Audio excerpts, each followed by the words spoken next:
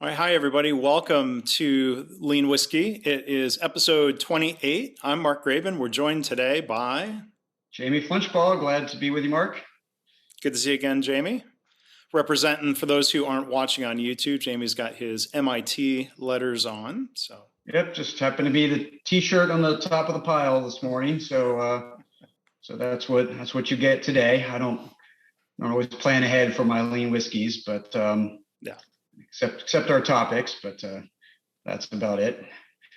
This week was the first week of the students, the new class of the program Jamie and I were both in at MIT, the Leaders for Global Operations program. They're on campus this year after last year. Clearly, right. The summer session was not. So hopefully this incoming class gets something closer to the usual experience.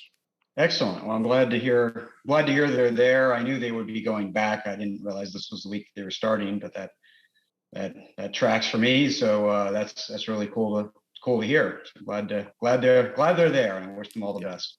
Yeah. So we did coffee last time. We're back to recording in the evening, and so we're back to the usual whiskey themes.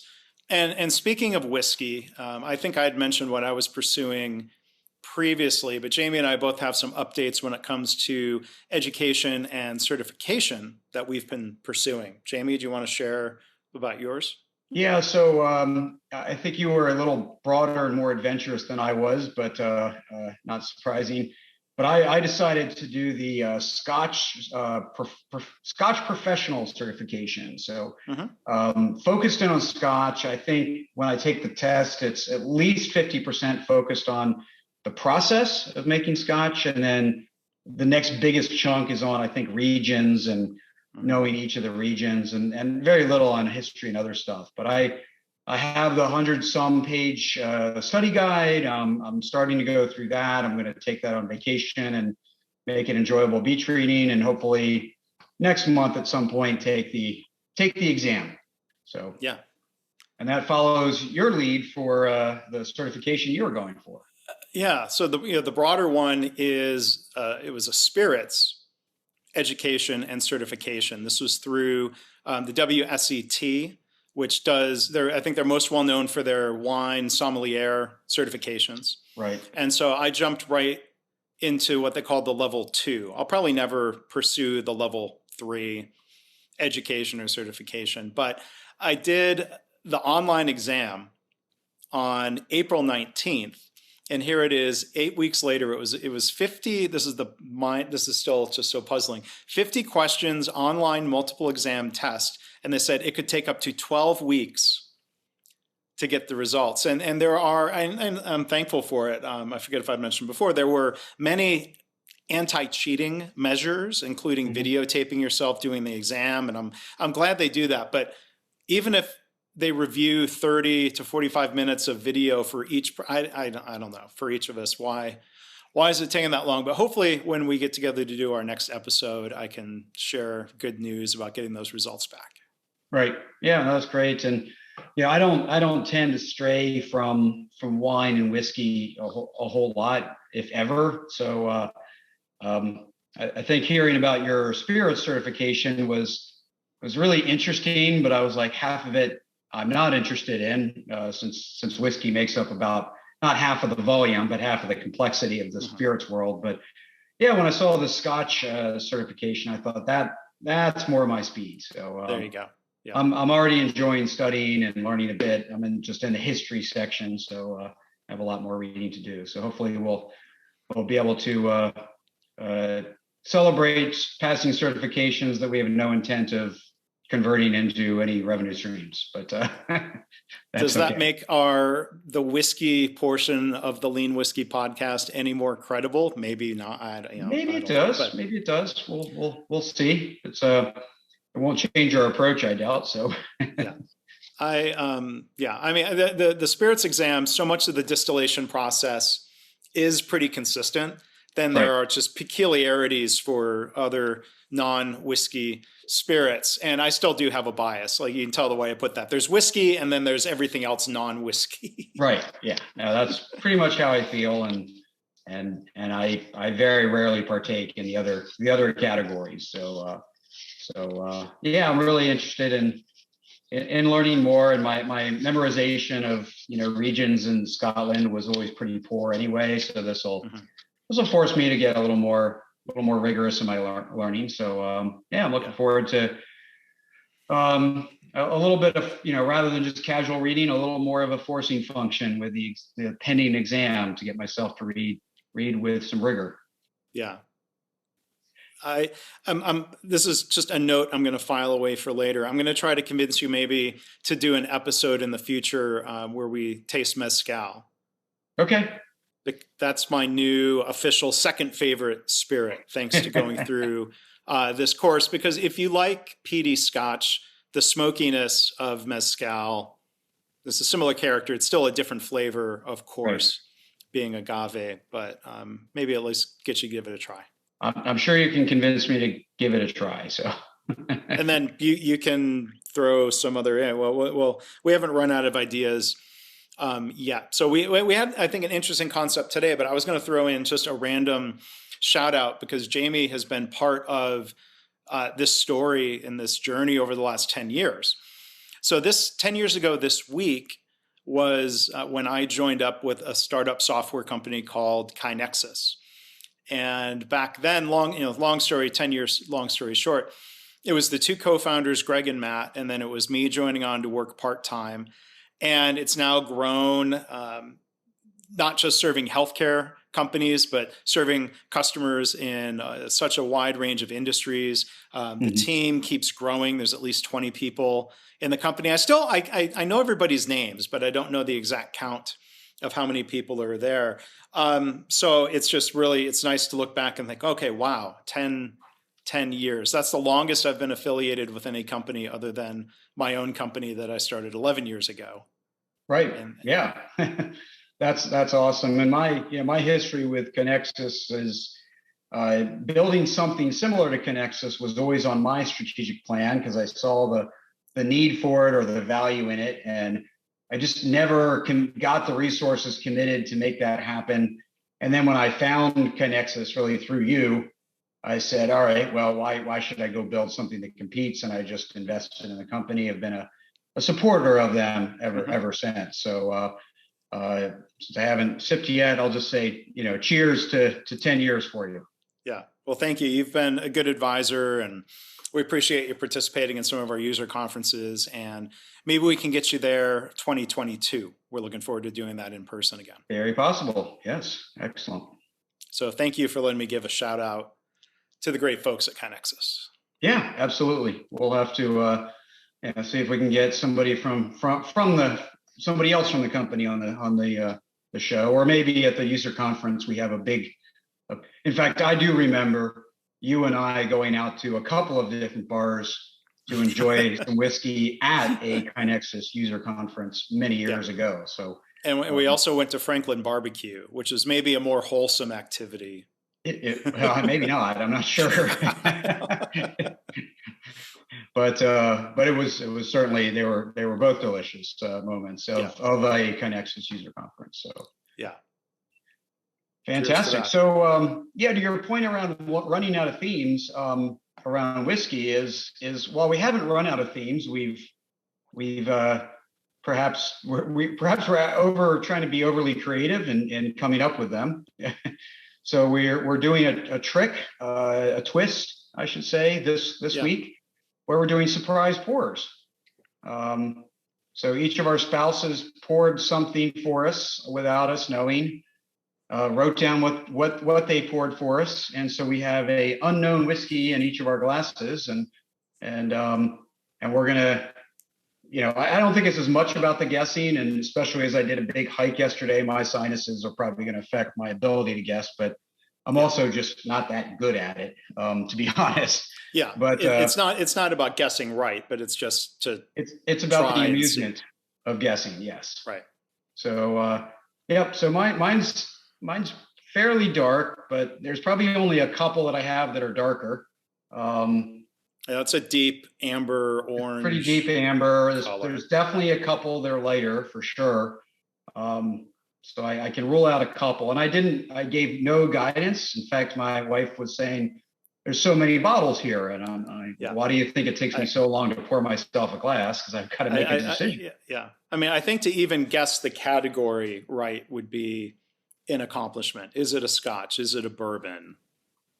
Yeah, I think that I hope I get right. But there's definitely some twists and turns in making that decision. I think guessing the actual bottle might be a stretch for me, but I'll give that a shot. Yeah, and what I've got here is it's much more of a light hay straw color. Mm-hmm. So right, even just by looking at it, it makes me think maybe Scotch, maybe Irish whiskey, maybe Japanese whiskey. And then the first taste, like it's not peated, or it's very, very lightly peated. And my first guess is that it is finished in a sherry cask. I'm getting hints of that. The Japanese could take you there, but yeah, it feels. I mean, it's certainly, just looking at it, I would say is more likely to be Scotch or Japanese. Now I've taken a couple of sips, and again, I'll be interested to find out if I'm dead wrong, but there's enough spice on this that I'm guessing rye. Okay. It could be. I don't think it's bourbon. Not super sweet. Could be there's a couple of my scotches that it could be, but I'm gonna guess rye. I have several ryes, so it's not hard to pick one of those bottles. But I've got enough deep, long spice, not just on the front, but on the long tail. Got enough spice that I'm gonna guess rye. Okay, and it could be a high rye bourbon, but yeah, if you're getting that spice, that might be it. So I'm gonna. Yeah. All right. So I'm going to just jump in. I'm going to just make a guess and not overthink it. I'm going to guess that this is an Irish whiskey. I think I've done it on one of the previous episodes. I never go back and look at our spreadsheet. Jamie and I, of course, we have a spreadsheet. Of course. I'm going to guess that this is an Irish whiskey that I know is sherry cask finished that I brought back, and it's from Teeling Distillery in Dublin. So I'm going to take another sip then. Do you want me to grab the paper and? Well, yeah. Do you want me to guess first as well? Okay, sure. If you're ready, go ahead. Yeah. All right. So I want to say, based on the color and the flavor, Whistle Pig, but I seem to remember Whistle Pig being smoother, because I actually had some of that recently, and I think Whistle Pig is smoother than I'm getting here. So I'm going to say Michter's. I got about a half bottle of that left, so that's my Michter's rye. Michter's rye, yeah. I have an unopened bottle of Michter's bourbon, but I'm going to say Michter's rye is my guess. All right. What's your big reveal? Oh, okay. Well, I think I get partial credit. I should have done. Jamie and I are both old enough. You remember the old Johnny Carson bit? Yes, Johnny Carson. What was that? Karnak? That sounds right. Yeah. If our average listener is as old as us or older, they will get that reference. All right. I'm not surprised. This is one of my wife's favorites, producers, actually. So it's a Scotch matured in bourbon and sherry casks. So I got the sherry part correct. And it's on the same shelf underneath the Teeling. It's Old Pulteney. Oh, okay. Interesting. Old Pulteney. You can so I think for the cherry, I think it's the red canister that's on the bottom. I can't do the weatherman thing. So and then that's okay. This one, that's the Teeling. Not that makes for great listening, me pointing at boxes in the background. Okay, so what you got, Jamie? All right. So my reveal, head fake. It's in fact the Whistle Pig rye. Do you know which one? Right in the category, and it's a 10-year rye, so there's plenty of it in there. But I pretty much called out the Whistle Pig as being incorrect. So you overthought it, and that's why I stopped overthinking it. And if I kept thinking, maybe I would have come to Old Pulteney. But I don't think I would have, because I remember having a conversation about Whistle Pig being surprisingly smooth for a rye, and this at the moment doesn't feel super smooth. So I don't think I ever would have concluded Whistle Pig. I would have probably guessed maybe maybe my Willet. Might have guessed my Willet next, my Willet rye, but I don't think I seem to remember feeling like Whistle Pig is surprisingly smooth. So, but at least I guessed the rye correctly. So again, partial credit.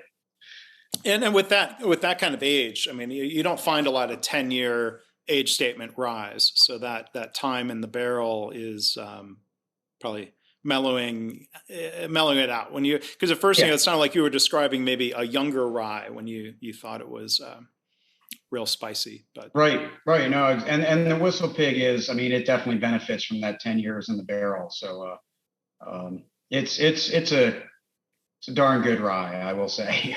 Yeah. I really enjoy everything they do. So that's our blind tasting. That was fun. I'd do that again. All right. I'd do that again. So we'll have to give that a shot. But I'm going to enjoy. Let me ask you a question. I gave my wife this instruction just to control it. I used to just pour whiskey in a glass, and even if I'm doing neat whiskey, I've started measuring how many ounces I'm pouring. And I know bartenders do that, but that's cost control. That's not, right. That's about cost. For me, it's not about cost. It's about basically just being aware of how much I'm drinking. And so I've taken to, only very recently, like the last 2 weeks, I've taken to that being a discipline. So I'm just curious, do you, when you're just drinking whiskey neat, do you measure it or do you just pour it? I usually do measure it, but I've learned with the Glencairn glass, I believe like the widest point of the bulb, the widest point of the glass, if you fill to that point, is right about 2 ounces. Okay. So I've learned pretty well how to eyeball that. But there is something satisfying. Gosh, how many ounces are in a 750 milliliter bottle? Oh. I don't want to try to do math out alive. So I can hear it. That's easily Googled. There are 25 fluid ounces in a 750. So last night we had some friends over, and I made a cocktail for a friend. And maybe we'll do this in a future episode. A quote unquote perfect Manhattan with sweet vermouth and dry vermouth. And there was a bottle of rye. It was Rabbit Hole rye from Kentucky. Nice. And there's something, at least for me, incredibly satisfying when you go to pour 2 ounces out of a bottle and there's almost exactly 2 ounces left. I'm like, it is a good, nice, even number in the bottle. So if you do a couple 1.5 ounce pours or a 1 ounce pour here and there, you can get that sort of perfect finish. Yeah, to the bottle. Well, I'll like I said, I found good reason to start doing it, so I'm probably going to keep up that discipline. So I asked for a 2 ounce pour, and that's what I got. And I change up my glasses a lot, so eyeballing it with a glass is probably a poor mechanism for me. But yeah, and I happened to make my first Kentucky Mule last night. So I own with Town Branch bourbon. So that was my own little twist of trying something last night. So we'll see. So now this is almost lean talk, because now we're talking about like process, measurement systems, analysis, and the process and the standard work for doing a pour. But I'm going to share a random, I don't know if this counts as a life hack. If you're at a bar and you see a bottle you're going to order a pour from, and if the bottle looks pretty close to empty, I have many times been the beneficiary of, there's some extra here, I'll just pour it for you, freebie. Yes. And if there's not a full shot in the bottle and they have to go open another, sometimes you end up with that whatever left in the bottom as a freebie. So that either sounds smart or pathetic, depending on, if someone's listening to this, they're probably a whiskey fan, and they're probably saying, you know what, that's smart. I'm going to order the bottle that looks low. Yeah. Well, they don't want to have to open another bottle mid drink prep, because to make the customer wait. And it could be at a time that they're super busy. So anything they can do to get ahead of the game is a good thing. So sounds like a good strategy. Been a while since I ordered a whiskey at a bar, but right. So and many times it's a little far away for me to see exactly how big the bottle is. But that's an interesting strategy and worth a shot. So yes. All right. Was that joke a mistake? Was that joke a mistake, Jamie? No, it was not a mistake. Oh. It was deliberate and knowingly bad as I made it or before I made it. So yeah, but I'm okay with that. I'll own the bad joke. The bad pun. It wasn't that bad. I heard somebody the other day, because we'll all do this. We'll say pun not intended, or pun intended, and it was some comedian. They're like, nobody cares if your pun was intended or not. I'm like, okay, right. Good tip. Yes, that's a fair point. I think people like to point out that you made one because then they feel super smart, catching you in a pun. But yeah, they really don't care. And quite frankly, I tell my kids, if you got to explain the joke, it's just not that funny anymore. So right. So I think that qualifies on pun intended. So yeah. So speaking of, since you brought up a mistake in this case, I did that was not pun intended, but that was intended. That was intended. That was intended as our category, kind of in the news, if you will. But we're gonna talk about sort of editorial news in a sense, and that is your publication and growth of the very successful My Favorite Mistake podcast, which is one of your many podcasts, right? We've talked on this show about, this is one of several. One of many, I guess. Several is not a big enough word anymore for you. So one of many. But My Favorite Mistake didn't start too long ago. Almost a year. It'll be almost a year come September. Yeah. And you're how many episodes in now? 75. 75. So we're at 28, right? And we started further ago, but we didn't have. But this here is basically a monthly podcast. I've been doing My Favorite Mistake twice a week. Yes. Because I didn't know at the beginning how many people would be willing to talk about professional mistakes. And I ended up with a big inventory of people who had said yes and recorded. So I've been cranking those out, but it's been fun. So how do you gauge it a success? I guess that's the. Well, I think the fact that there's so many episodes and so I think that's a factor. And there's a conclusion behind it or an assumption behind it that you wouldn't do it if people didn't want them, if you got that far. But also, I think the quality and breadth of the guests you've had on there has been significant, and not you didn't just double tap on the lean community, right? There's actually relatively little of that. I mean, it goes wide and far from people in the entertainment industry to the sports industry and I had a congressman. Right? So it is a very broad set with very high level, in terms of success, their own success, very high level set of guests attending. So that it's been fun to watch how rapidly that started and how it's continued really again for the last year, quite successfully. So it survives. I mean, I could be overproducing if we want to go back to the lean term. I do see listener numbers, and it has grown pretty steadily, as a podcast will tend to do. It's not a set the world on fire. That's why do people say that as a positive? That's not setting the world on fire. Well, that's a bad thing, but probably a bad thing. We'll say that's bad.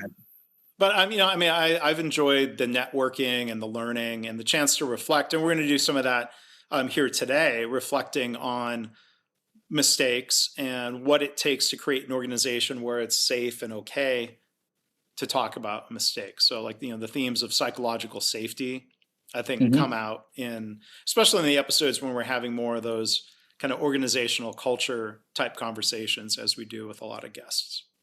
Yeah. So, we've talked about the origins of this show with us, being as we already talked about within this show, being in Austin and having a whiskey and talking shop. And why don't we just record our conversations? So what's the origin of my favorite mistake? What got this whole thing started? So I think part of the foundation for it was a book that I initiated and wrote for and edited, and Jamie, you contributed a chapter, a book called Practicing Lean. And the core theme of that book is, when we think back to the early years of our own lean practice, we've all done things that we would look back at and say, oh, that was a mistake. But we've learned from it. And, I think part of the spirit of the book was sharing these mistakes as a reminder, for others who are starting out. So, well, we learn through mistakes. Maybe if we have a good coach, we can avoid anything that's too painful. But, it's just this recognition of we all make mistakes. And I think it's a reminder myself to not be too harsh in criticism of people who might be new to something and might make a mistake. So there's a little bit of that foundation where I think I had that in my head the last 5 years since that book was out. And then, having the Lean podcast that I've been doing, that's going to be coming up on its 15th anniversary in July, the Lean Blog Interviews podcast.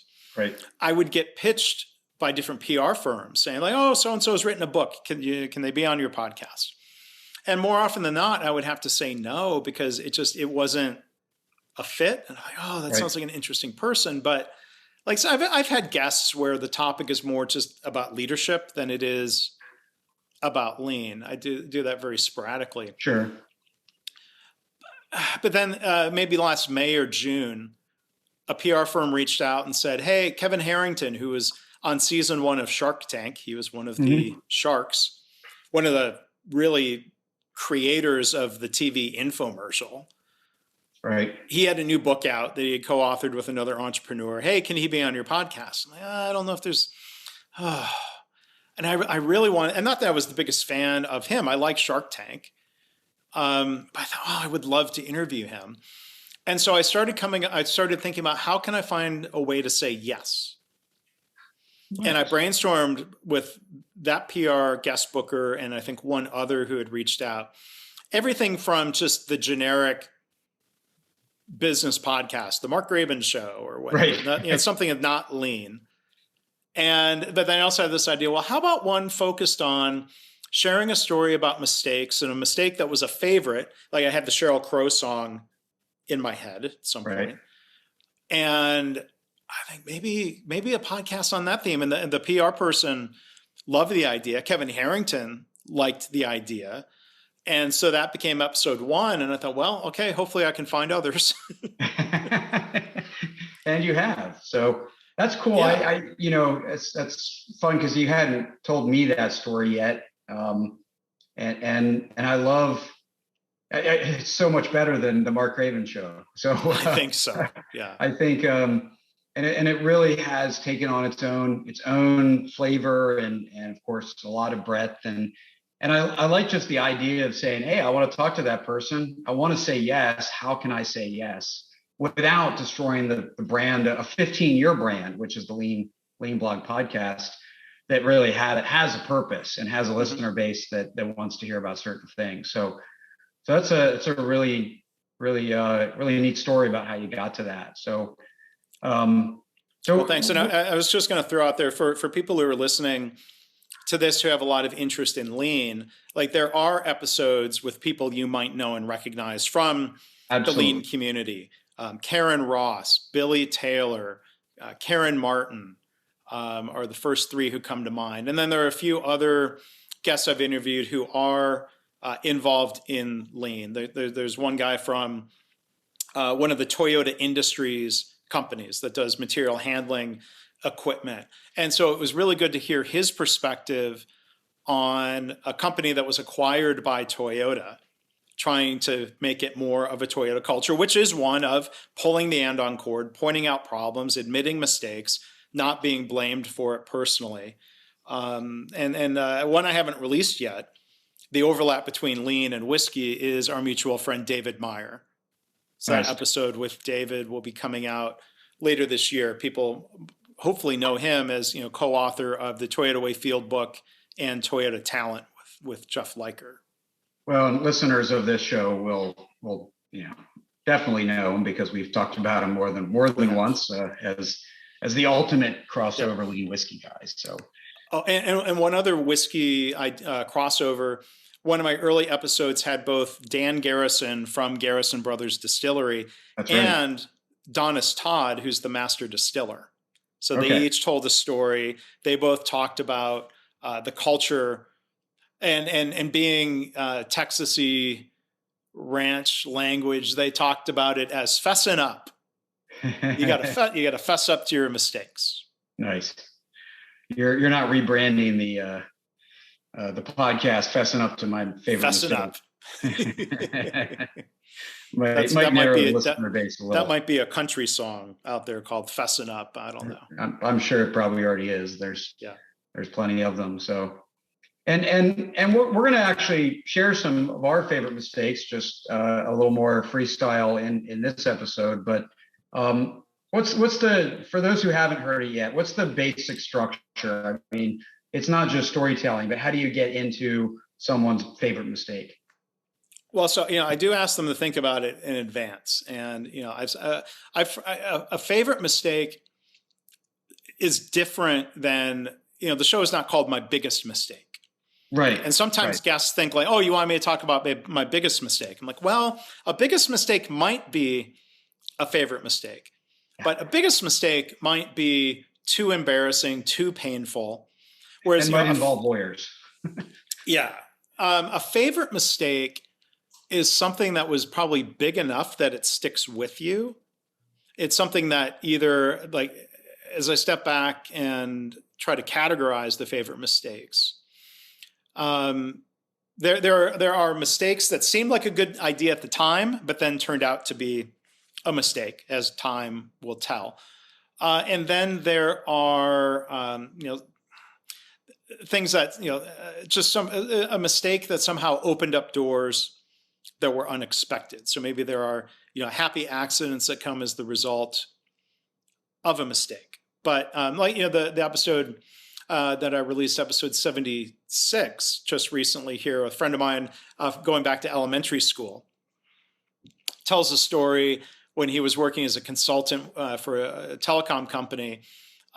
Basically he says, and I believe him, like the thing that happened was so formative to him in his career that he thinks about it literally every day. Wow. So not that it haunts him, I don't think, but it's big enough that it's a reminder as he tries to operate now, being maybe 10 or 12 years older, to avoid repeating the mistake. And that's definitely one of the themes of the podcast. It's not to come and beat ourselves up. I don't beat up the guest. What's wrong with you? It's really more about the spirit of, it happened. It's better to reflect and to think about it and talk about it, and help people realize even somebody who has been incredibly successful in their career has still made mistakes.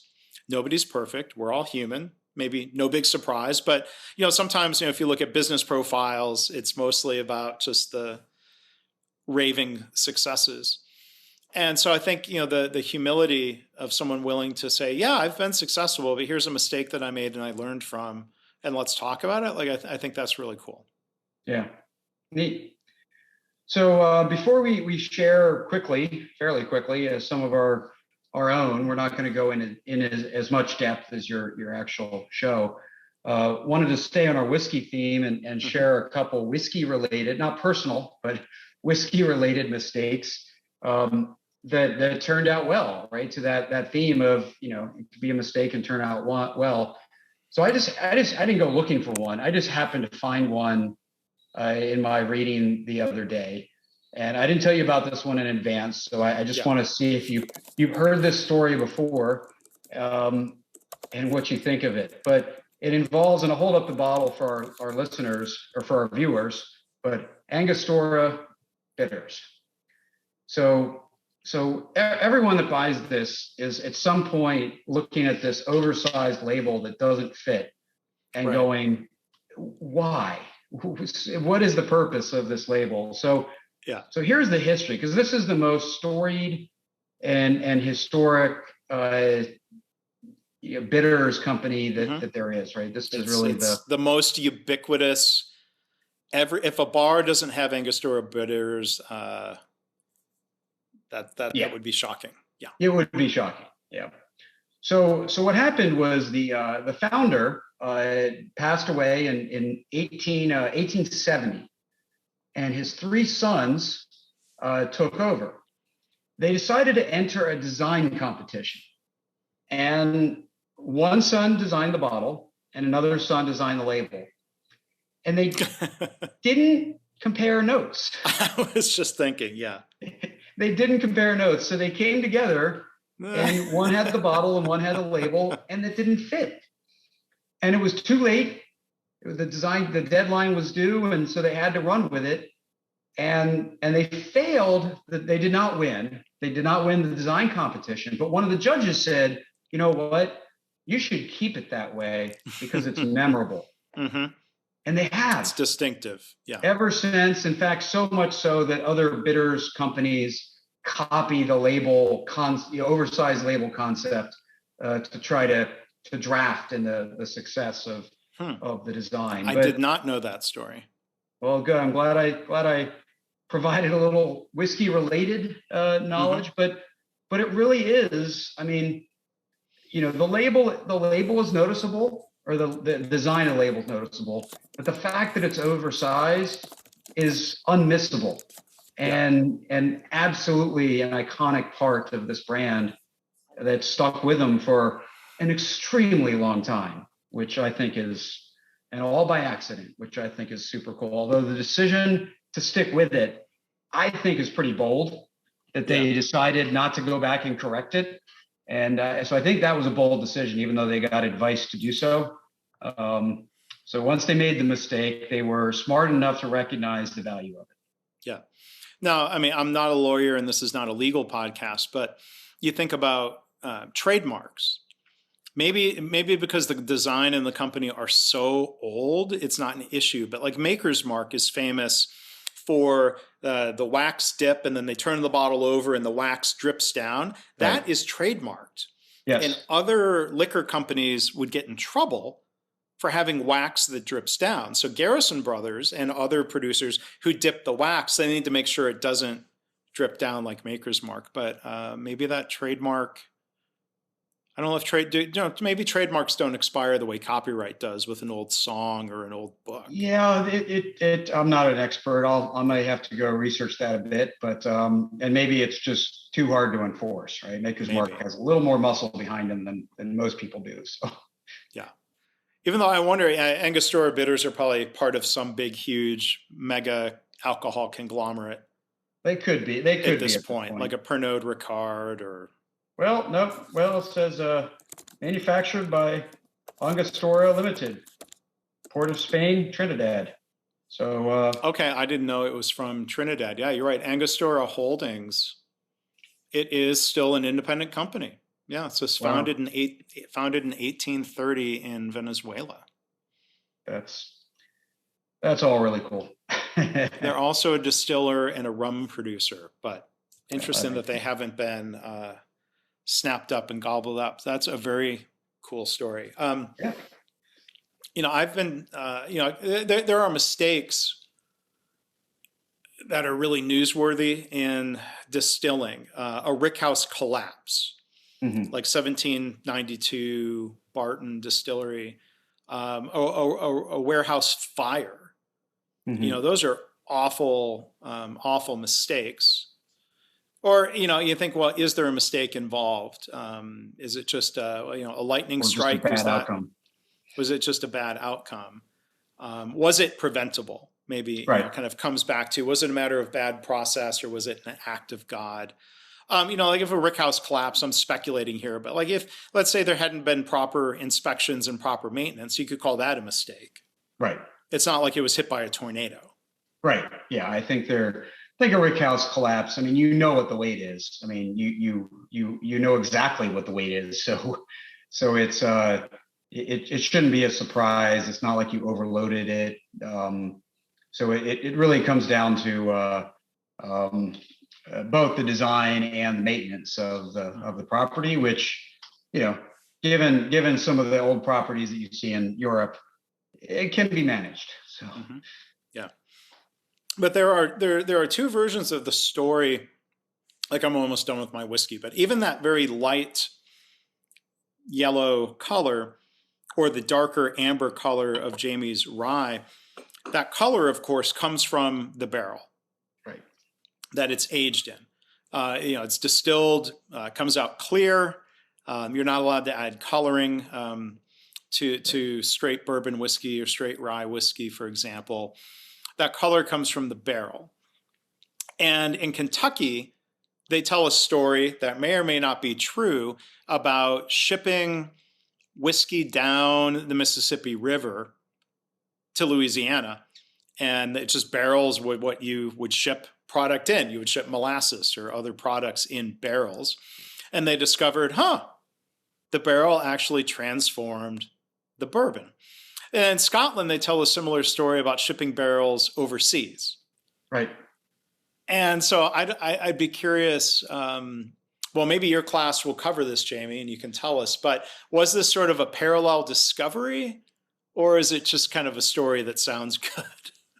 Yeah, no, I do think it covers the history of going from clear whiskey to barrel aged whiskey, but it doesn't. I do know it doesn't compare the story to the bourbon manufacturers. So we'll have to imagine. And whiskey's famous for the myth, the legend, not always being thoroughly based on fact. Right. I think it's an industry where the myth and the legend and the story is, we're all okay leaving it alone because it's too much fun. That if it would be too much fun for it to possibly be real. So a couple of whiskey related mistakes that we've benefited from in different ways. So those are fun. And then I was just thinking, I'm trying to frantically Google it because there was one whiskey. Okay, here it is, Redemption Whiskey. This has maybe happened with at least one brand. Yeah, this is the one I'd heard of. They have a whiskey that they call Tyler's Mistake. Because according to those behind it, a guy named Tyler accidentally combined rye bourbon barrels and bourbon barrels, and they turned out they liked the blend, and that happens, right? I mean, sometimes intentionally. Right. That would be a fun episode to try to track down Tyler. Yes, that would be. Or somebody from Redemption Whiskey. Yes, it kind of sounds like Tyler might be just a guy that moved barrels around and mislabeled, not necessarily the master distiller Tyler. Not that a master distiller can't be called Tyler, but something about that tells me, maybe there wasn't so much intentionality behind, making the most of that mistake. So, but in his episode with Dan Garrison, Donis Todd is the master distiller at Garrison Brothers, told the story about overaging some kind of special release whiskey that he was working on, and it basically they're like, yeah, we can't sell this, and they threw it out. Right. And that was an expensive mistake, but they didn't fire him. Right. And I think just the intent, they said, like, there's some who would say if you're not making mistakes, you're not trying hard enough to be innovative or creative. But I think Donis learned from that, and we can put a link to that episode in the show notes, maybe. Yeah, absolutely.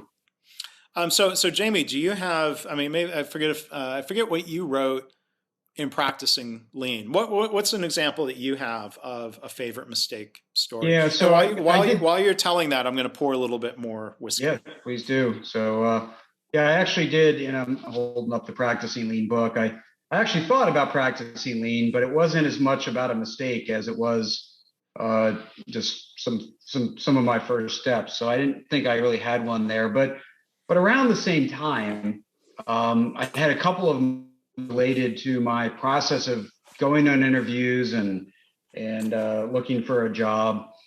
And I continue to go back to these stories because they do provide a reminder of certain things. But I had a couple, and they were all logistical mistakes. But one was I was going to an interview at Colgate, and the hotel's alarm clock was off by 12 hours. Oh no! So I'd set the alarm at the hotel alarm clock, and it didn't go off because it was 12 hours off. And I didn't wake up. I woke up to a phone call from Colgate going, "Are you coming today?" Yeah. Because you're supposed to be here already. And this was Colgate, the toothpaste company, not Colgate, the university. Correct. Colgate, the toothpaste company. So engineering job with them. And I did not get that job. But almost, and I made the interview. I was late, but almost as bad, and perhaps very close to 100% worse was my interview at Chrysler. I had to fly out there. I wasn't terribly excited moving to the Midwest. I got dropped off. There was an ice storm in Bethlehem, and I got dropped off. My friend actually, dinged up his car after, driving home after dropping him off at the airport. I was there in the morning. I had canceled flights, delayed flights. I was there for a very long time. And at some point late in the afternoon, I'm like, I don't even want this job. And this is just not working. So I called at the time and used terms that are contextually correct for the time. I called the person's secretary who had set up my interviews and was basically going to tell her, I'm not coming. I'm just take me off the list. I'm just not going to go. This isn't going to work. And I couldn't reach her. She had already left for the day. And we didn't have cell phones. I had somebody picking me up at the hotel at 7 a.m. And I felt bad about not being able to know how to get this person a message. So I stuck it out. And I eventually got a flight. I eventually got there at like 2 a.m. I had, because it was just a short flight, I was going to have plenty of time in my hotel room. I had actually folded up my suit into a very small backpack, and I was just going to iron it or steam it when I got there. I was young enough that it wasn't a very nice suit anyway. And so I had to make it, it was folded up much longer than I had intended.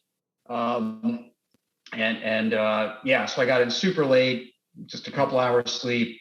Was basically running on adrenaline. And then, as it turns out, I love the people I met and ended up taking the job. And a lot of what I've done since was based on the work I did at Chrysler, or the relationships I built, or other things that happened. And so, I just think about what would have happened if that person had answered the phone, right? What would have happened to my career, my path? And so it's kind of reminded me around career paths, and just, career decisions, just to not overthink it, to not overplan it, to let things happen. And because you never know when they might happen for the worse. You never know when they might happen for the better. Yeah. Because this was a job interview I was going on just in case I didn't get other jobs. Yeah. And it turns out it was the best one, and lots of good things happened because of it. So that's a story I still tell, because it reminds me, and it helps me tell the story to other college students. Don't overplan your career. Yeah. Well, that one's in the maybe more unusual category of you thought then it was a mistake to go for the interview, and then it actually turned out really well. It was a mistake thinking it was a mistake. It was a mistake thinking it was a mistake. It was also a mistake to make the phone call to say, take me off the list, right? It's not worth me flying out there. Yeah. And it was a mistake that fortunately wasn't allowed to materialize, right?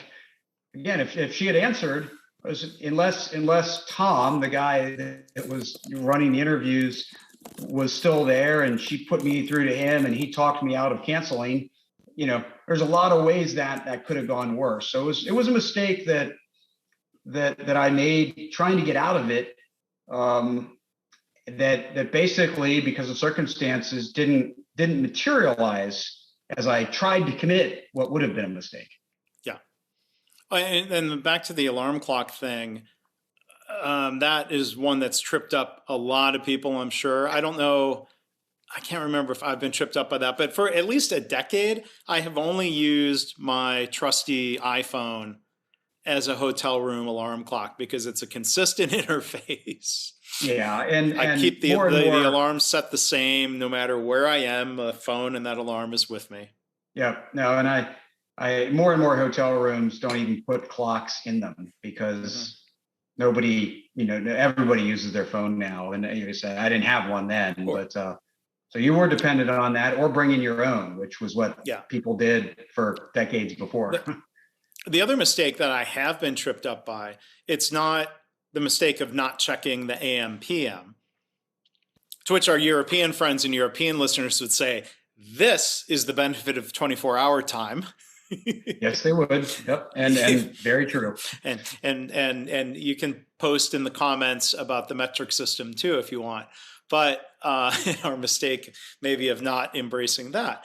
But that's why mistakes are, in the eye of the beholder, if it's a mistake or not. But I have been tripped up by the mistake of being in a hotel room where the person in the room the night before apparently had a 5 a.m. flight and they had the alarm clock set for like 3:45. And because I'm using my phone as an alarm clock, I didn't even think to double check that'll, and so then it goes off at 3:45 and wakes me up for no good reason. That's a mistake. That has happened to me as well. So.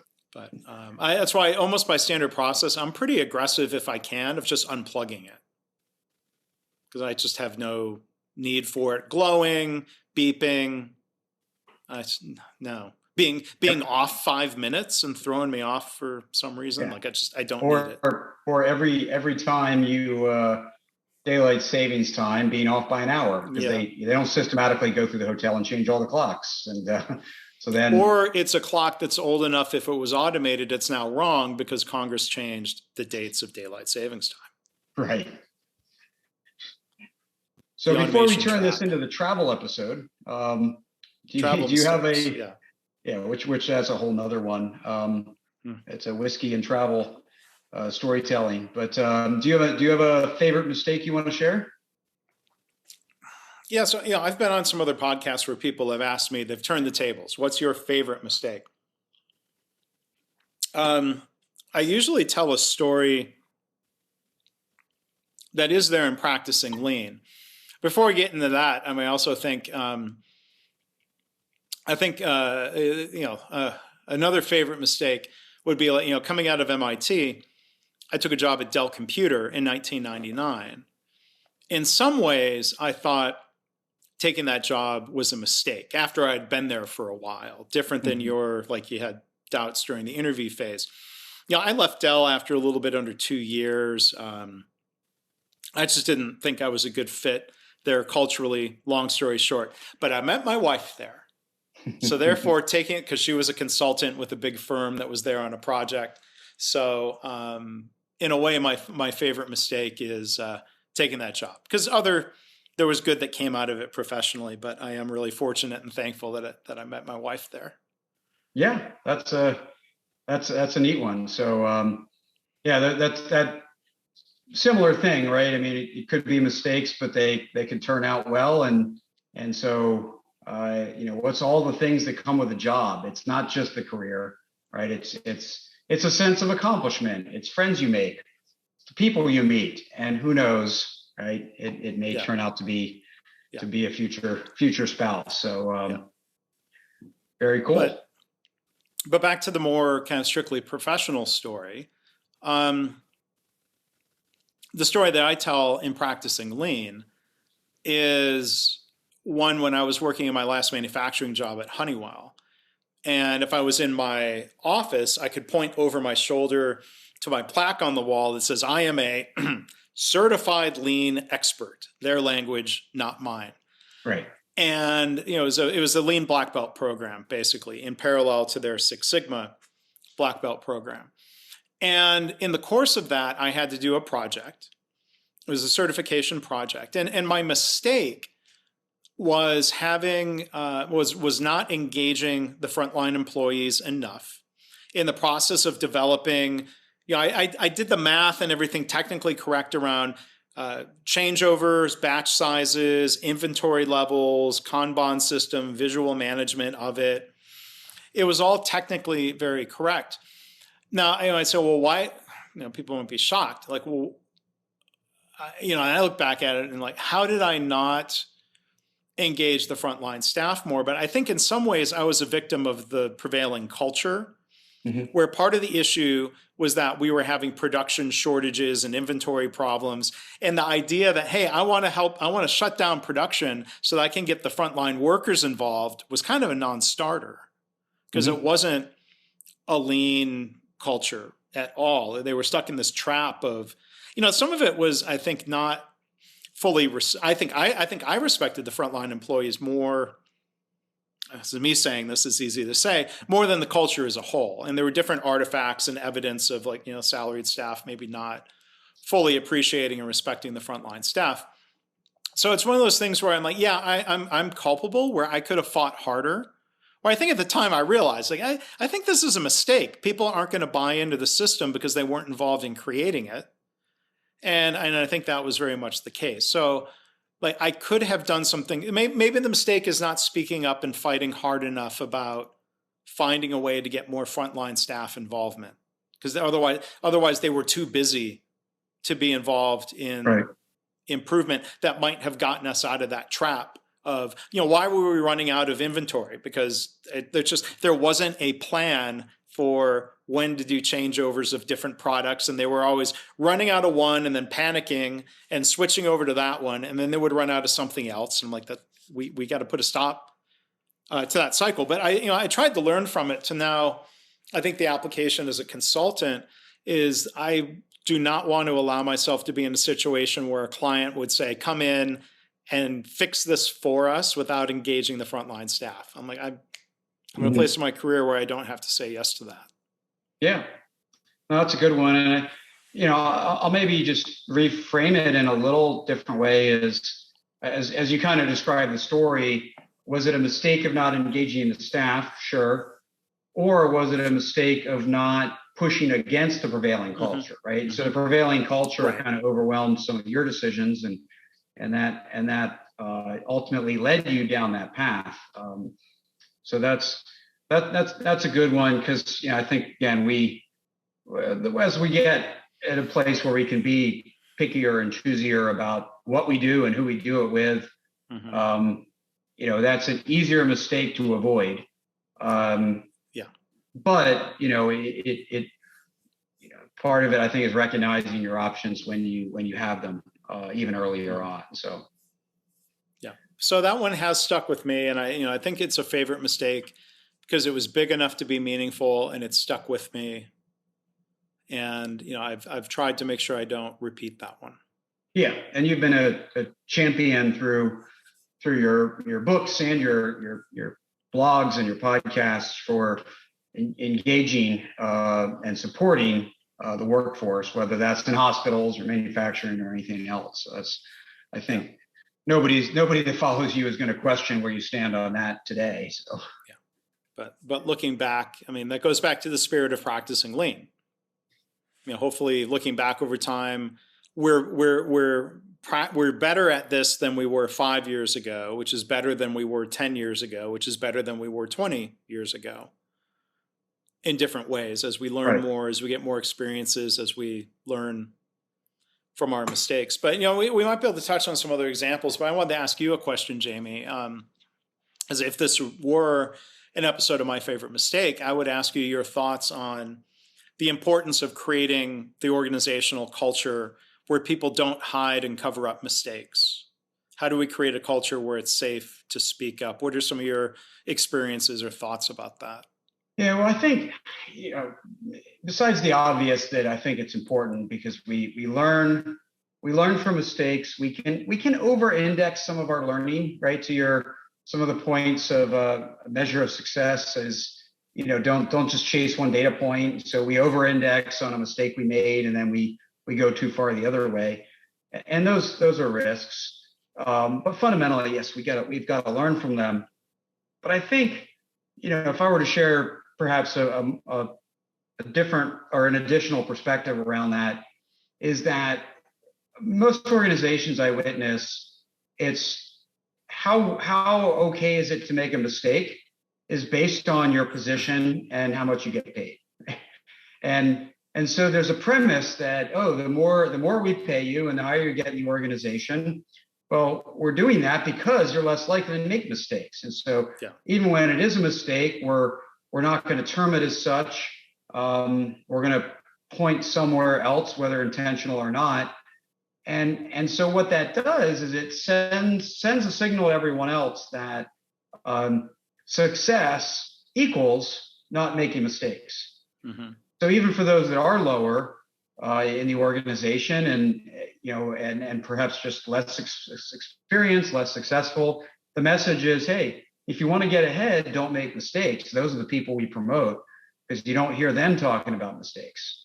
So I think, having leadership really set the tone of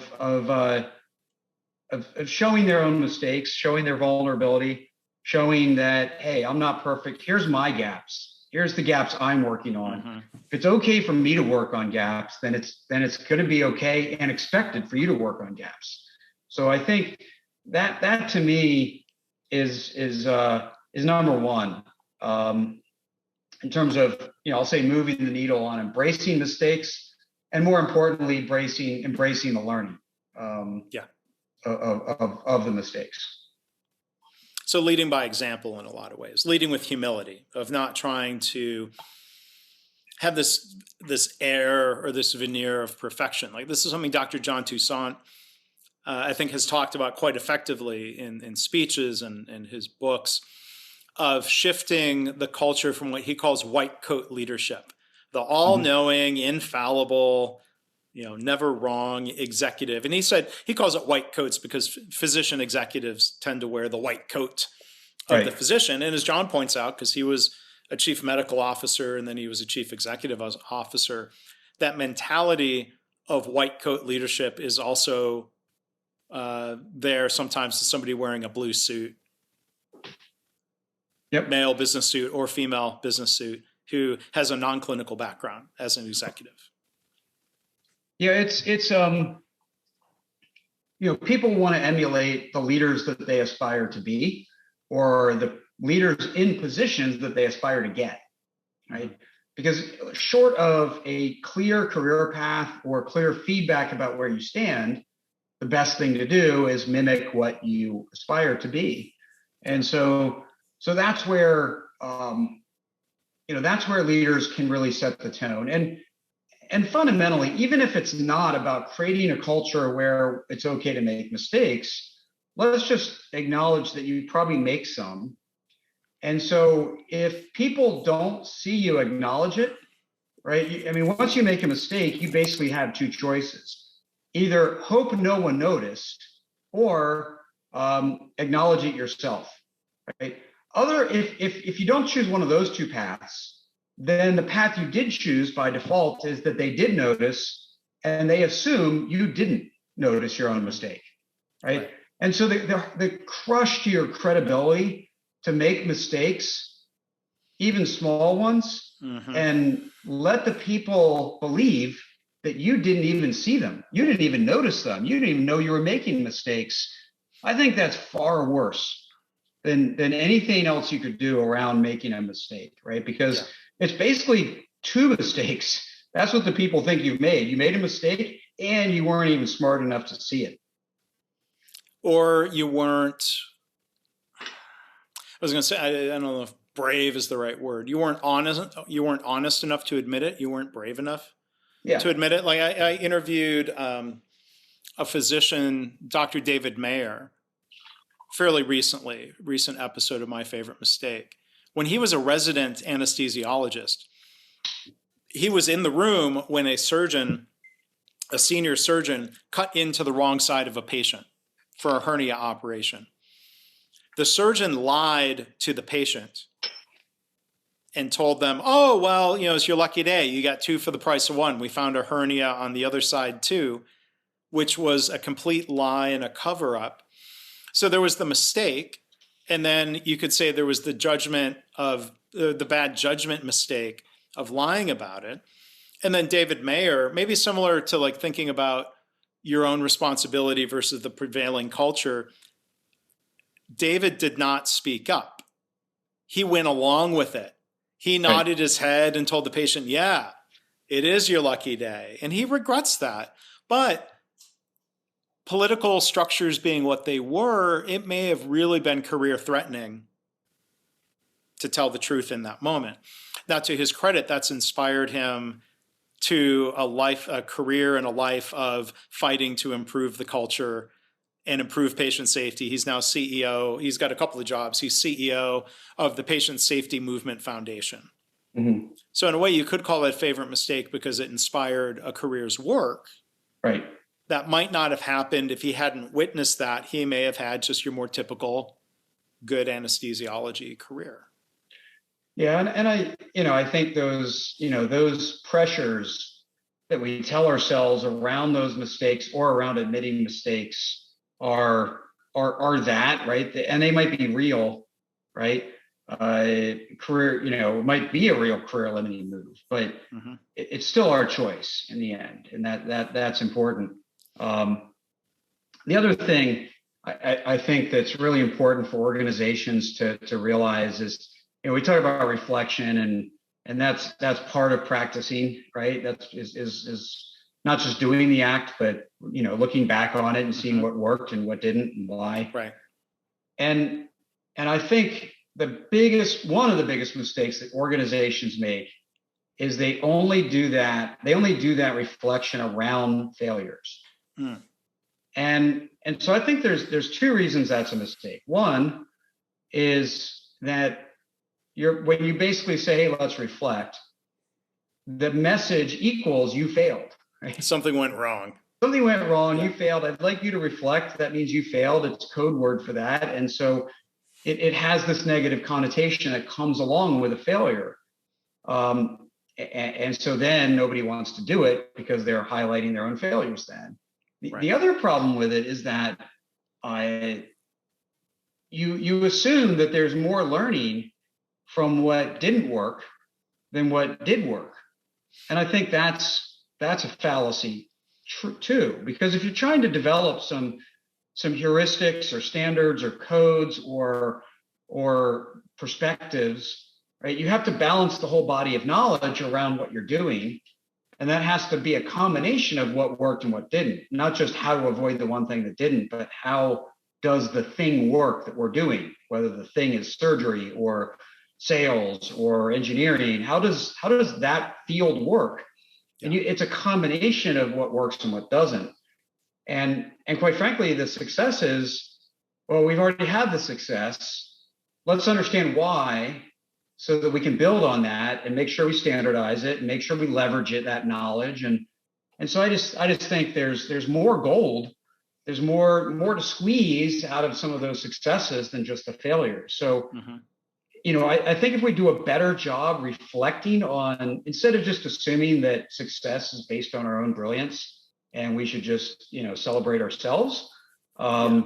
If we do a better job practicing learning from success, then learning from failure won't seem so intolerable. Yeah. And then that's a great point. And one other thing I wanted to bring up was, this question of, is it okay to make mistakes? Like there's a judgment call being made there. I would frame it in terms of, it is to be expected that people will make mistakes.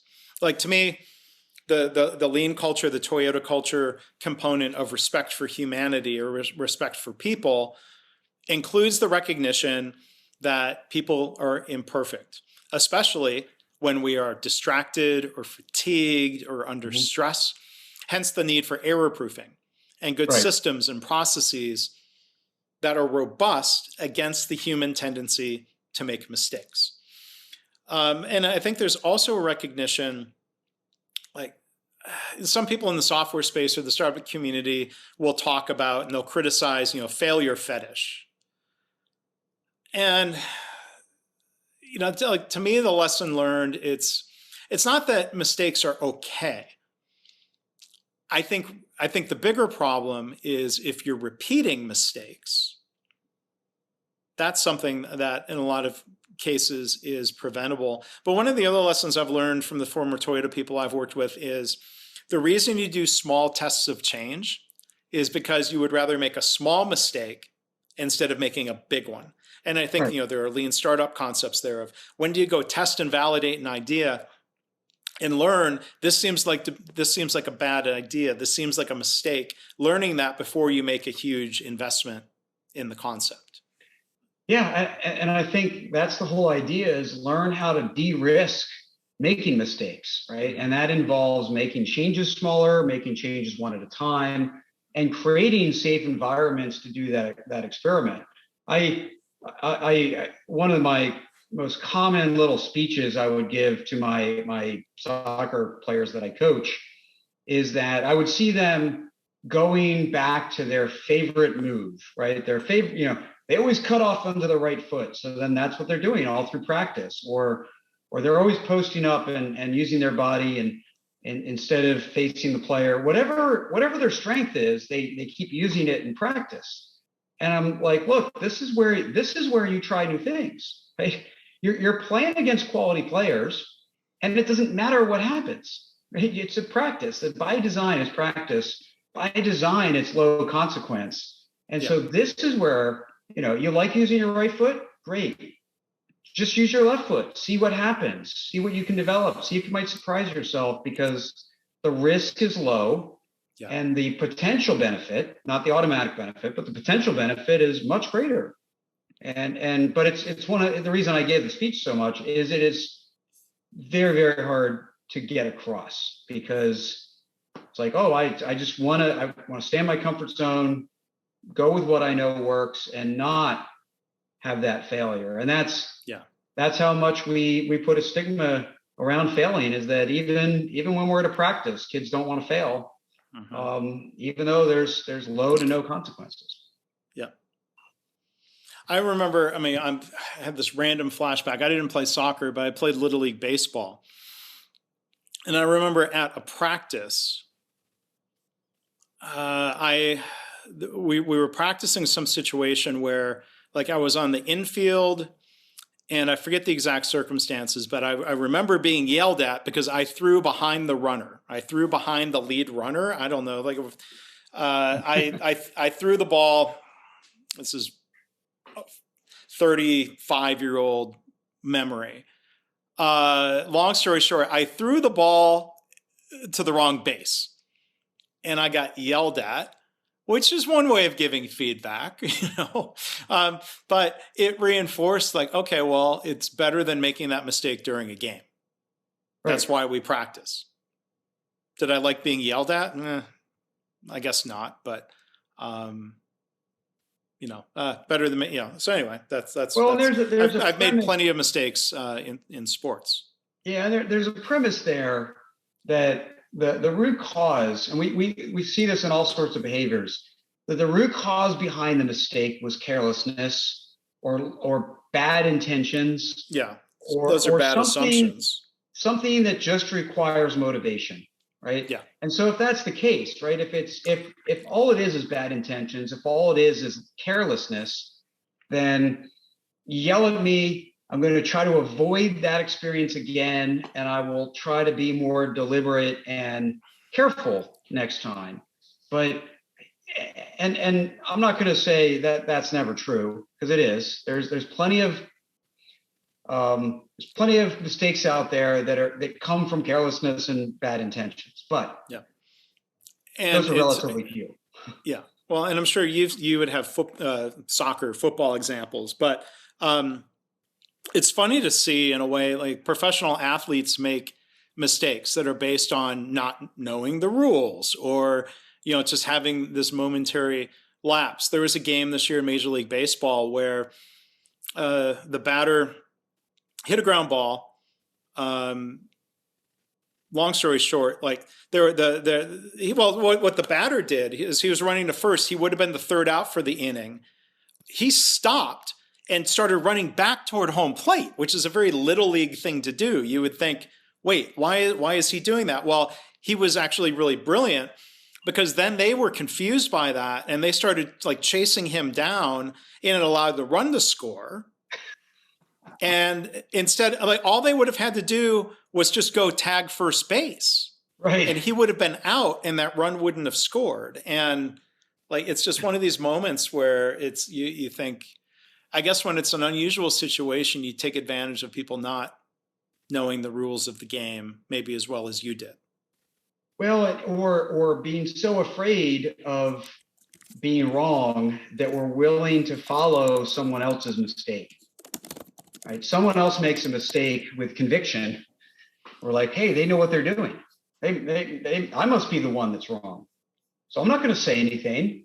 I'm not going to contradict that action. I'm not going to, not do that thing. I'm going to follow the crowd because I don't want to be the one guy that did make the mistake.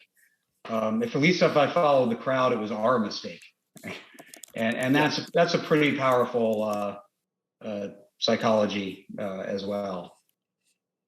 And for anyone who cares about the baseball story, it was Javi Baez of the Cubs who turned around and ran back toward home, which is totally legal. It's just like, why would you do that? Nobody ever does that.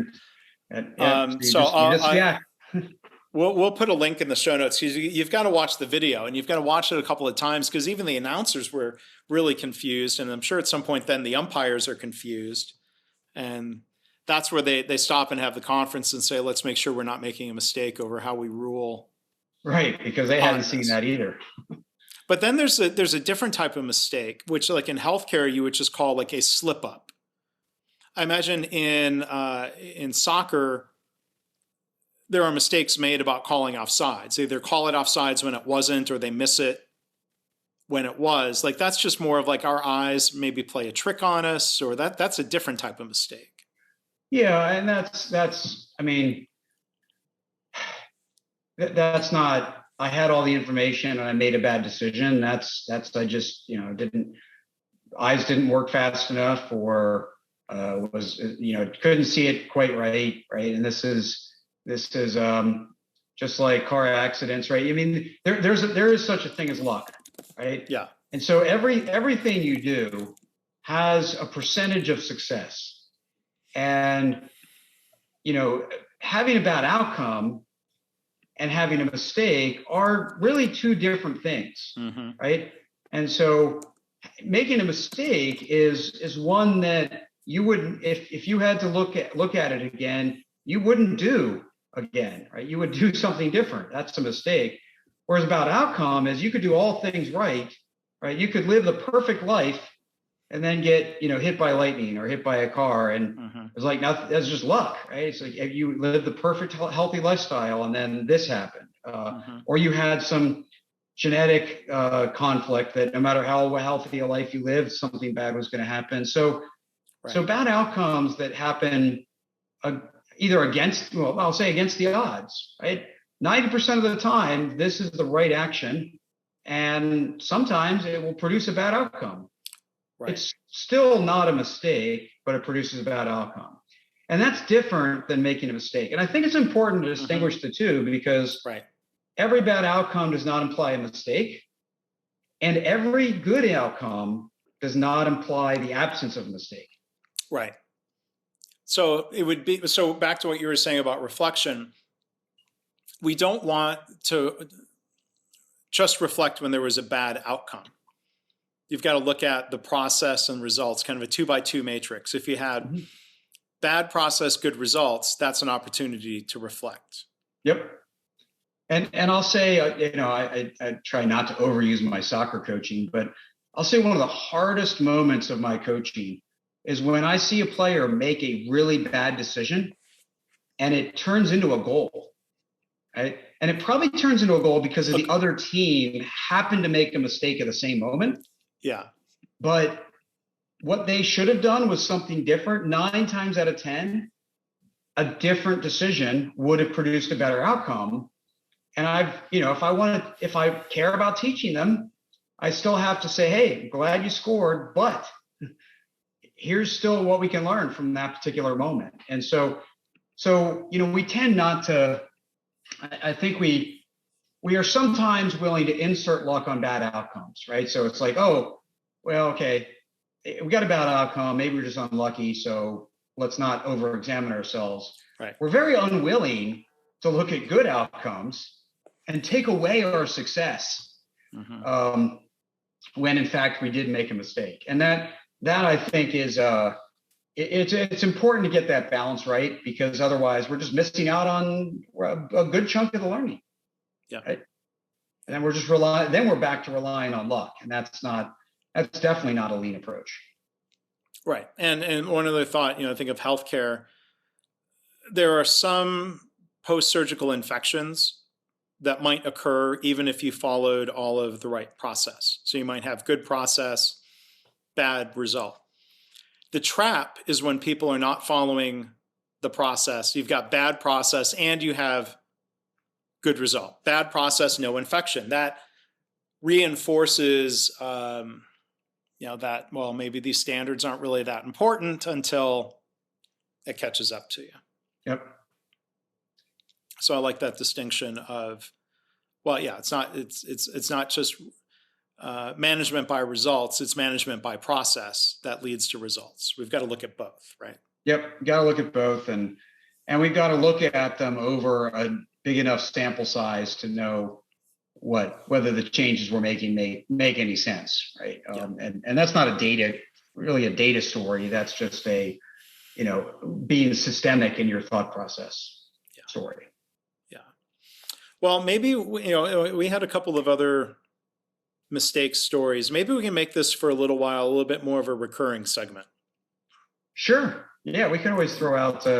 We'll take the happy mistake of not covering our full notes and turn it into a structural change to the format or something. Well, yeah, but or at least I think that's a great idea.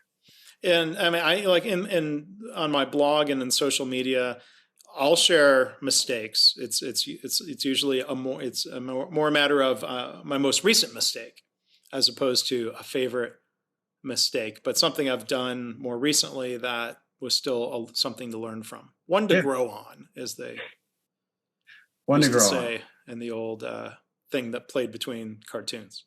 Sounds like a good plan. So I guess we're ready for our closing question. So in the theory of the practicing the mistake that can lead to good outcomes, right? Or lessons learned. So what's a food you perhaps discovered by mistake or unintended, and were really surprised that you enjoyed? I mean, I can think of a food that was a surprise. It would have been a mistake to not try it. At the moment, like when I took that first bite, I was afraid it was going to be a mistake. So to set context, first time I went to Japan, and I like sushi. I like a lot of Japanese food, but there are some foods in Japan that are more challenging to an American palate. No question. My rule was to try everything that was offered to me or put in front of me, try it at least once. There are some of those foods like natto, the fermented soybean, and a lot of people don't like that. It's polarizing. Yeah. Have you? I have not had that one. No. Yeah, I know no, okay, not for me. And there are some foods there that I no, I wouldn't do that again. The orange kind of squishy looking blob that was put in front of me is usually called uni. or sea urchin. And I remember the first time I tried it, I was really expecting to not like it. But I'm glad I had that rule of try it at least once, because that has honestly become one of my favorite foods in any category. And there's a restaurant when I'm in California, there's a restaurant in Torrance, California, that is real close to the Honda North American headquarters, and the Toyota headquarters used to be there. It's a Japanese chef and a restaurant that really focuses heavily on uni. And so that's been one of my favorite places in California. Definitely not a mistake to go there. Not a mistake to eat uni. But that first time, I thought it was going to be a mistake. That's my story. Nice. Do you have a stance on sea urchin? I think I had it once, and that night I tried so many things. It was in Japan. I had so many things that I have a hard time remembering which of them I liked and which of them I didn't. And I've just never really gotten around to the chance. One of those things that I want to make sure I'm having it in the right restaurant, but yeah, it's not something I've had since. So I don't have a view on it, but all right. Well, and there's so many sushis I love that it's like I'm not really searching for something else to add to my my routine when the limited chances I have to get good sushi. Yeah. Well, maybe we can try uni together at some point. But just one other quick story. The food that I still today think was a mistake was, like, this was past midnight in a bar in Tokyo with some Europeans who were there as part of the study mission. And there was something on the menu board in the bar, the late night bar food snack, that was labeled in English as intestine lump. Okay. I did not want to eat something called intestine lump, but it was ordered and it was put in front of me. And again, there's that rule. I don't remember enjoying the intestine lump. No. Yeah. I'm not going to seek that out. I still don't know what it was exactly. And I care not to research that one. No, and there's not a lot of good food choices that do happen after midnight. So drinking in a bar after midnight, yeah. A lot of bad caloric decisions or culinary decisions happen in those circumstances. Plenty of those. It's not just the calories of, let's say, the whiskey. It's the calories of the bad decisions that follow whiskey. But okay, so anyway, what's your food, Jamie? So mine would have to be poutine. Poutine. And you grew up in Michigan, so this was around Michigan, because Michigan's, and so maybe you didn't have it then. But no, I've never had poutine. First time I had poutine was in Canada on some business trip. Okay, well, I just assumed that being so close to Canada that you might have seen it more, but yeah. So I was in Canada. I didn't know what I was ordering. And I can't remember even if I ordered it or somebody just told me to have it, but I did not know what I was ordering. And if somebody would have told me what it was, I would have probably not tried it. No, this was back when, it didn't enter into the whole foodie culture, and people start developing, artisanal poutine. It was like, somebody coming from Japan to America and having meatloaf, right? It was just a common food. It wasn't meant to be high end foodie, artisanal, or anything like that. Just was what it was. But and again, if you would have told me what it was, I doubt I would have ever thought to try it. But I ordered it, didn't know what I was ordering, tried it, and really enjoyed it. I think the idea of ketchup on fries almost stopped entirely for me. Not just at that moment, but I don't always have poutine, but I definitely have a different appreciation of how fries can be served as a result. There are gourmet poutines. Like one of our favorite restaurants in San Antonio is called Cured, and they have a poutine that has shredded pork cheek and pickled cauliflower and fancy cheese, and oh my God, it's amazing. But as Cookie Monster would say, that's sometimes food. Like you can't eat that every day. No, and that's I can't. not how you find it most places you go. Yeah, but I don't think I ever had poutine in Michigan. Like I just did a quick Google search. Like I'm sure in my hometown of Livonia, Michigan, there's some sports bar. Like well now probably that serves poutine. I think it has spread. There's a restaurant if I ever get back there and when we can cross the border again in Windsor. Did you work in Windsor with one of Yeah, the I worked in Windsor automakers? for a Yeah. while.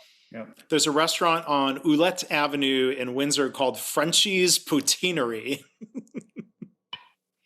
Not a sponsor, just a Nope. shout out to Frenchie's Poutineery. It has Nice. good reviews. Well, usually when I was there, I was working, long days and got whatever the plant cafeteria served, which included poutine, by the way. But shout out to friends, especially in Montreal or other parts of Quebec, because poutine, I mean, it's popular in Ontario, but I think of it for sure as a Quebecois cuisine. Certainly.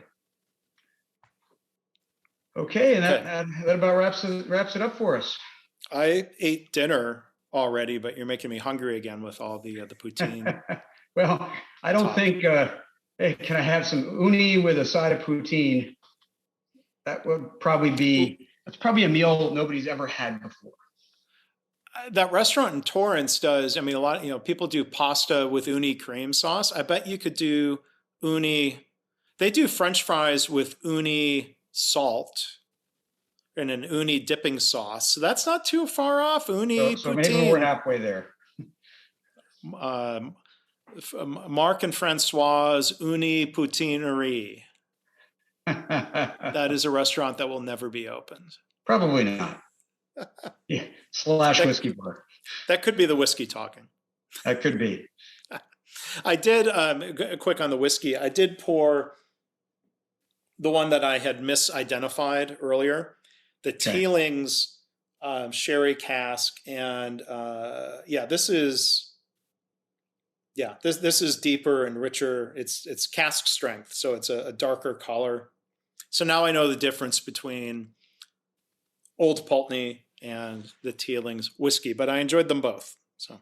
Well, and I just grabbed in advance because mine's too far away. I just grabbed some Scotch, Jura 10, as a backup. So I did pour some of that a little while ago, and been sipping on that, which actually is not a bad compliment to rye.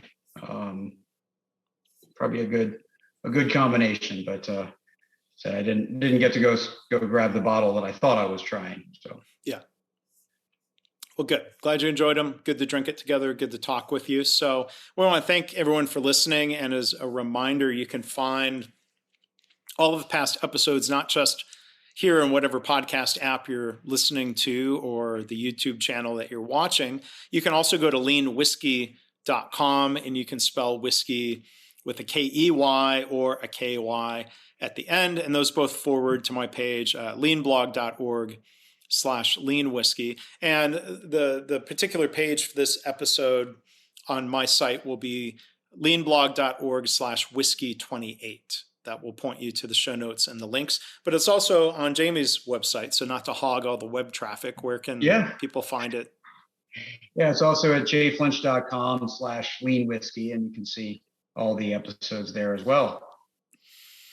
So please do, let's say if you're listening to this or watching on our website, you can find us on Apple Podcasts, Spotify, Google Podcasts, all of the main places that you might find podcasts. Yep, and please do rate us, review us, follow us. Hopefully that helps ensure you don't miss an episode. We like the feedback and helps other people find us as well. So helping to spread the love. So we really appreciate any form of love you can provide to us that in any of those forms. And Apple's starting this thing where like podcasts can offer paid subscriptions. And our podcast is going to be free. It only costs you the time that you've spent / wasted listening to us. Well, and as we've said many times, we're doing this. We certainly are doing it for the listeners, but we're also doing it for ourselves. It's just a chance for Mark and I to enjoy each other's company, learn from each other, share some stories, and enjoy some whiskey. And so with that note, cheers. Cheers. Thanks, Jamie. Thank you.